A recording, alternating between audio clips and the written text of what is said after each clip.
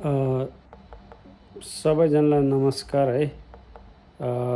आज मैले यो भिडियो सन्देश चाहिँ हाम्रो यता धरानको मेयर हर्क साम्पाङलाई चाहिँ खास विशेष गरी सम्बोधन गर्ने हिसाबले चाहिँ भिडियो मैले म प्रसारण गरेको हो। अनि यो हाम्रो हर्क साम्पाङ र बालेन शाहको चाहिँ यो अहिले पछिल्लो चरणमा चाहिँ फेसबुकमा चाहिँ विशेष गरी सोसल मिडियामा चाहिँ भनौँ न तपाईँको उहाँहरूको चाहिँ अलिकति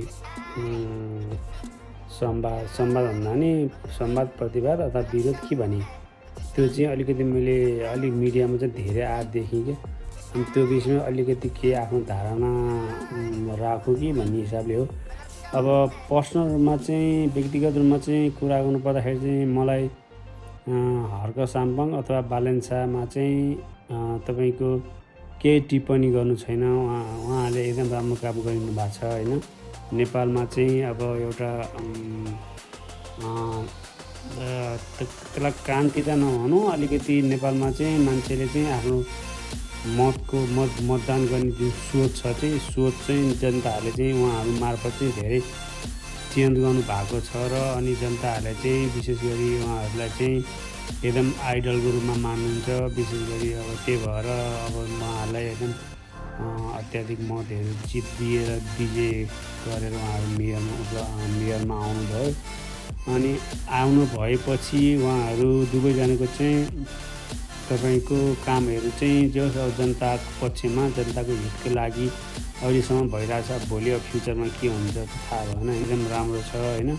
जनताले सपोर्ट गरिदिनु भएको छ। अनि त्यही भएर तपाईँहरू चाहिँ विशेष गरी चाहिँ यो विवाद भन्दा पनि अलिकति संवाद गरेर अब कहाँ के अब समस्या हो अथवा कहाँ के कसलाई चित्त नबुझ्या होइन, टेबल टक गरेर अथवा त्यो हिसाबले अलिकति सोल्युसन गरेर जनतालाई एउटा आशाको रूपमा चाहिँ प्रसारण गर्नुभयो, प्रस्तुत हुनुभयो राम्रो हुन्थ्यो। तपाईँहरू चाहिँ आशा जनताहरूबाट धेरै अपेक्षा गरे छन्। देश चाहिँ अब लगभग अन्तिम अवस्था हुन लागिसकेको अवस्था छ होइन। त्यो कारणले गर्दाखेरि तपाईँहरूले चाहिँ विशेष गरी चाहिँ देशलाई चाहिँ अलिकति अगाडि बढाउनको लागि चाहिँ अलिकति केही पहल गर्नुभयो भने चाहिँ सकारात्मक सोच गरेर पहल गर्नुभयो भने राम्रो हुन्थ्यो। अब विशेष गरी म अब हाम्रो यता बालेन शाहलाई चाहिँ म अहिले केही नि भन्दिनँ, मेरो अहिले केही कमेन्ट छैन।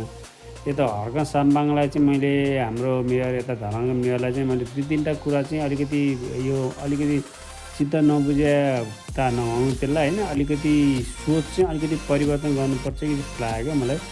अब उहाँहरूको अहिले पछिल्लो चरणमा चाहिँ भनौँ न यही दुई दिनमा भएको विषयवस्तुहरूमा चाहिँ मैले अहिले प्रवेश गर्न खोजेको। विशेष गरी यो सरकार हाम्रो सुशीला कार्की प्रधानमन्त्रीको नेतृत्वमा जुन सरकार बन्ने गठन भयो नि, यही विषयमा चाहिँ हाम्रो अब बालेन शाह र हर्क साम्पाङ बिचमा चाहिँ अलिकति तिक्तता अथवा दुविधा अथवा के भन्नु त्यसलाई अलिकति असमझदारी भएको छ होइन। अनि विशेष गरी हर्क साम्पाङलाई चाहिँ म के भन्न चाहन्छु भन्दाखेरि अब जस्तै मानौँ न प्रधानमन्त्रीको कुरा गर्दाखेरि चाहिँ अब नेपालमा तपाईँ हामी भनौँ न, तपाईँ हामीभन्दा कति सक्षम मान्छेहरू चाहिँ छन्, नभए होइनन्, टन्नै छन्। मैले पार्टीको झोले कार्यकर्ताको कुरा गरेँ होइन, त्यो बाहेकका हजारौँ मान्छे छन्। तपाईँ हामीभन्दा धेरै सक्षम मान्छेहरू छन् नेपालमा। ती मान्छेहरू तल दबिएर बसेका छन्, अहिलेसम्म माथि आउनु सकेका छैनन्। नम्बर 1 कुरो। नम्बर 2 कुरो, जुन प्रधानमन्त्री बन्ने क्रममा चाहिँ तपाईँ चाहिँ धरानबाट एकैचोटि होइन केटाहरूको ग्याङै लिएर चाहिँ काठमाडौँ जानुभयो। अनि त्यो चाहिँ तपाईँले राजनीति नबुझ्नु भएको हो कि अलिकति धेरै बुझ्या हो कि अलिकति धेरै त्यो जनताले सपोर्ट गर्यो भनेर अलिकति मात्या अलि उम्ल्या भन्छ नि एक हिसाबको, अलि मात्या हो कि अलि उम्ल्या हो कि मैले अलि त्यो चाहिँ अलिक क्लियर भएन क्या। तपाईँहरू चाहिँ विशेष गरी तपाईँ भनौँ न, तपाईँहरूमा दुईजना मैले मेयरलाई सम्बोधन गर्ने हिसाबले विशेष फोकस चाहिँ हाम्रो हर्क साम्पाङलाई गर्न खोजेको। तपाईँले चाहिँ यो अलिकति उम्लिन भएन क्या। उम्ल्यो भने पोखिन्छ, तपाईँलाई थाहा नि, दुजी उम्लिएर गयो भने माथि टपमा भएपछि पोखिन्छ क्या। त्यो गर्न हुँदैन क्या। यो त तपाईँहरू चाहिँ राजनीतिमा चाहिँ हाम फाल्नु भएको छ। राजनीति भने सिधा औँलाले घिउ आउने खालको होइन। राजनीति भने सिधा बाटो हुँदैन। राजनीतिमा कूटनीतिक पनि हुन्छ होइन, विभिन्न कुराहरू धेरै कुराहरू हुन्छ त्यसमा, बुझ्नुभयो न। हो त्यो तपाईँले यो साधारण कमन सेन्स ला भए नि हुन्छ क्या। कमन सेन्स लाएर नै धेरै कुरो धेरै कुरो गर्न सकिन्छ, आफूले आफूलाई कन्ट्रोल गर्न सकिन्छ। अथवा कसले उक्साइरह, किन उक्साइरह भन्ने कुरो नै आफूले अलिकति थाहा पाइन्छ। तपाईँको अब नेपालमा त्यत्रा मान्छे छन्, अब तपाईँ हामी जस्तो हजारौँ मान्छे छन्। तपाईँलाई कसैले प्रधानमन्त्री दिन्छ त? त्यो 2-4जना मान्छे अथवा 2-4 हजार मान्छेले उकासेर हुन्छ, ल भनौँ त। त्यसले गर्दा तपाईँको के भन्दा आफ्नो क्रेज आफै डाउन भयो क्या, आफ्नो क्रेज आफै घट्यो क्या। आफ्नो क्रेज आफैले घटाउने होइन नि त। तपाईँलाई जतिले मान्छेले पहिला विश्वास गर्थे यो मान्छे ल हर्क सामान चाहिँ मान्छे ल बेटर छ, यो चाहिँ राम्रो मान्छे छ, यस्तो छ भन्ने हुन्थ्यो। मान्छेको इमेजै डाउन भयो, तपाईँ आफ्नो इमेज आफैले खराब गर्नुभयो क्या, बुझ्नुभयो नि। त्यो चाहिँ ख्याल गर्नु क्या। तपाईँले राजनीति गर्दै हुनुहुन्छ नि, तपाईँको पोलिटिक्स गर्नु त गर्दै हुनुहुन्छ तपाईँले, बुझ्नुभयो न। पोलिटिक्स गर्नको लागि त कूटनीति चाहिन्छ, विद्या पनि चाहिन्छ कतिपय विषयमा, बुझ्नुभयो न।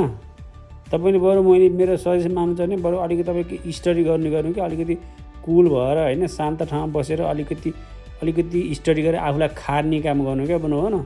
आफूले अलिकति खारेपछि अनि त्यसपछि अलिकति तपाईँको त्यही अनुसार मान्छेलाई ट्याकल गर्न अथवा कूटनीति हिसाबले काम गर्न सकिन्छ, बुझ्नुभयो न। त्यो हो कुरा। आफूले आफैलाई डाउन गर्ने, आफूले आफ्नो चाहिँ योग्यता क्षमता आफ्नो इमेज भएको इमेज पर्सनालिटी अब मान्छे बढाउनु त कता तपाईँले त आफ्नो इमेज आफै डाउन गर्दै हुनुहुन्छ क्या। एकपल्ट जानुभयो अनि यो देश चलाउने भन्ने कुरो, प्रधानमन्त्री भन्ने कुरो, यो तपाईँको भाँडेको बच्चा केटाकेटीले भाँडाकुटी खेले जस्तो होइन क्या, बुझ्नुभयो न। यो त धेरै कठिन छ, अलिकति धेरै संयमित हुनुपर्छ। त्यही पनि त्यहाँ नेपालको क्या विश्वको यो भू राजनीतिक कारणले नेपालको अवस्था कस्तो भइसक्यो। 50औँ 70-80 पछि वर्ष त्यही राजनीति गरे मान्छेले त देश उम्लाउन सकेनन् र देश डुबाइरहन्, देश भण्डखानामा जान लागिरह। अझ तपाईँ हामी जस्तो अब मान्छे गएर अहिले आजै कन्ट्रोल गर्न सकिन्छ? त्यो पोसिबल छैन। हो, त्यस्तो कुरामा चाहिँ अलिकति विचार गर्नुपर्ने हुन्छ क्या तपाईँले, बुझ्नुभयो न। त्यो हो कुरो। तपाईँले भर्खरै त अब भनौँ न 2-3 वर्ष हुँदैछ मेयर जित्नु भएको, जनताले विश्वास गरेर। कति हतार गर्नुहुन्छ? हतार नगर्नु न, कति हतार गर्नुहुन्छ? आइहाल्छ त, पालो त आइहाल्छ त, बिस्तारै बिस्तारै हुन्छ नि। एकैचोटि उयो नेपाली उखान जस्तो जल्दै खाउँ चाँडै मरौँ भने जस्तो कुरा गरौँ भने नि त। एकपल्ट जानुभयो ठिक छ, फेरि दोहोऱ्याएर गृहमन्त्रीलाई भनेर गृहमन्त्री चाहियो भने फेरि जानुहुन्छ। त्यो त अति भयो क्या। त्यो त पदको लागि चाहिँ मान्छेले त्यो पदको लागि चाहिँ एकदम पद लोलु भन्छन् नि त्यस्तालाई, बुझ्नुभयो न। तपाईँ हो जनिन हुन्छ, तपाईँ एकदम तपाईँ राम्रो मान्छे हो, तपाईँको मेरो पनि तपाईँ जस्तै स्वभाव छ, बुझ्नुभयो न। तर अब कूटनीतिका राजनीतिमा त्यस्तो स्वभावले अलिकति काम गर्दो रहन्छ क्या। त्यही भएर हामीले अलिकति कूटनीतिक हुनुपर्छ, अलिकति विचार गर्नुपर्छ, अलिकति लाइट हुनु हुँदैन मान्छेको अझै पब्लिकको अगाडि। मान्छे लाइट भयो भने मान्छे भोलि हेर्न थाल्छन्, आउने उसले पनि टेर्न छोड्छ, बुझ्नुभयो न। तपाईँको सल्लाहकार चाहिँ कस्तो हुनुहुन्छ? सल्लाहकार टिमले चाहिँ अलिकति तपाईँलाई अलिकति राम्रो सल्लाह दिनुपर्ने हो। सल्लाहकार टिम गतिले भएन जस्तो लाग्यो क्या। त्यो कारणले तपाईँलाई अलिकति समस्या भइरहेको जस्तो लाग्यो क्या। तपाईँले चाहिँ अब त्यो गर्नुभयो अनुसार चाहिँ के भन्छ त, उही हुटिट्याउँले चाहिँ आकाश थाम्छु भने जस्तै हो क्या। तपाईँले त्यो जुन जानुभयो नि, जुन गतिविधि देखाउनु भयो नि यो पछिल्लो लगभग सरकार बन्ने क्रममा, द्याट्स टु मच। यो यस्तरी हुँदैन, यसरी गऱ्यो भने तपाईँ आफै भएको तपाईँको मतदाता पनि घटेर भोलि अब लास्टमा आदि पनि मतदाता हुँदैन। विचार गर्नु होला है। मैले त जस्ट सजेस्ट मात्रै दिएँ, मैले त अब देखेको कुरा सजेस्ट मात्रै दिएको। अब मैले दिएको सजेस्ट दिने नदिने तपाईँको कुरा हो होइन। म त जस्ट जे देखाएँ त्यही बताएको। मैले कसैको केही लिनुहुन्छ नि दिनुहुन्छ नि, मैले जे देखाएँ ठ्याक्क त बताएको मात्रै हो। तपाईँले देशको माया गरेर माया लाएर त्यो जानुभयो हो। मान्छे विदेशबाट पनि मान्छेले धेरैले भनिरह्यो होला नि हो भनेर तपाईँले जानुभयो। त्यो कुरो तपाईँले जानुभयो। तपाईँको मैले बुझ्छु तपाईँको मर्म, तपाईँको भावना। तर तपाईँको मर्म भावना भन्दा नि देश भावना मर्मले चल्दैन क्या, बुझ्नुभयो न। हो, त्यो कारणले चाहिँ आफूले अलिकति बढी विचार गर्नुपर्ने हुन्छ क्या त्यस्तो कुरामा। हो, स्वाभाविक हो नि। तपाईँले जति माया गर्नुहुन्छ त्योभन्दा अरूले हजारौँ गुणा माया गर्न सक्छन्। अथवा कोही मान्छेले माया नगर्न सक्छन्। माया नगरी मान्छेको त कुरा नगर्नु। तर माया गर्ने मान्छेले त त्यो तपाईँभन्दा धेरै हजारौँ गुणा माया गर्न सक्छ नि त, होइन र। अब त सक्छन्। अब त मैले देशलाई माया गर्छु भन्ने बित्तिकै मैले गएर उही खामा लाएर देशलाई चाहिँ धान्ने त होइन, त्यो त अवस्था होइन, त्यो सिचुएसन छैन। तपाईँलाई थाहा फेरि नेपालको भू राजनीतिको कुरो कस्तो छ। अब विदेशी शक्तिले नेपालमा कसरी खेलिरहन्, विदेशी शक्ति बिना नेपालमा केही पनि गर्न सक्दैन, तपाईँलाई थाहा यो कुरा, बुझ्नुभयो न। हो बरु त्यसको लागि चाहिँ बरु के विधान के अथवा नियमहरू के ल्याएर हुन्छ चाहिँ होइन, विदेशी हस्तक्षेपबाट चाहिँ मुक्त हुने काम चाहिँ कदम चाल्नुपर्छ क्या तपाईँ हामीले बिस्तारै बिस्तारै, बुझ्नुभयो नि। बरु हामी चाहिँ कानुनी रूपमा चाहिँ त्यो कदमबाट चाहिँ कदम के ल्याएर चाहिँ अब त्यहाँ विदेशी हस्तक्षेप कम गर्न सकिन्छ देशमा, हो त्यसरी सोच्नुपर्ने अवस्था हुन्छ, बुझ्नुभयो न।